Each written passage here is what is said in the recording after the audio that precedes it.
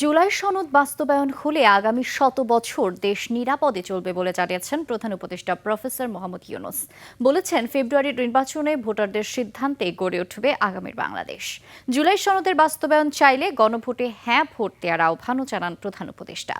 অনুপ পিয়ালের রিপোর্ট। I am Ox. দেশের চাবি আপনার হাতে স্লোগানে ত্রয়োদশ জাতীয় সংসদ নির্বাচন ও গণভোটের প্রচারণায় ভোটের গাড়ি চালু করল সরকার। উদ্বোধনী অনুষ্ঠানে যোগ দেন সরকারের উপদেষ্টা সহ নির্বাচন কমিশনের কর্মকর্তারা। কার্যক্রমে ভার্চুয়ালি যোগ দেন প্রধান উপদেষ্টা। বলেন, সুষ্ঠু ও অবাধ নির্বাচন আয়োজন শুধু সরকারের জন্য নয়, প্রত্যেক জনগণেরই দায়িত্ব। এবারের নির্বাচনে আপনি আরো একটা ভোট দেবেন, জুলাই সনদের ভোট।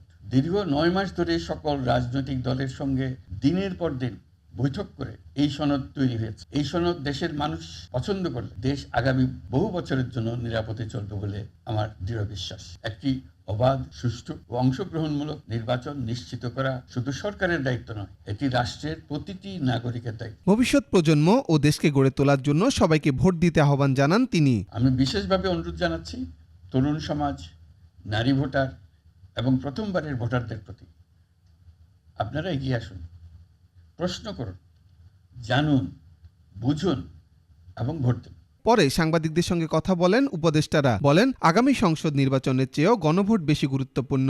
একটা হচ্ছে সংসদ নির্বাচনে ভোট দিয়ে সে দেশের মালিকানা বুঝে নেবে, আরেকটা হচ্ছে গণভোট, যেটা আমাদের কাছে আমরা মনে করি খুবই গুরুত্বপূর্ণ।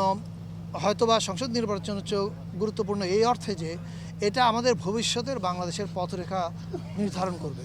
তারা বলেন, যত বাধাই আসুক সব অতিক্রম করেই দেশ নির্বাচনের দিকে এগিয়ে যাবে। নির্বাচন ১২ই ফেব্রুয়ারি ঘোষিত হয়েছে।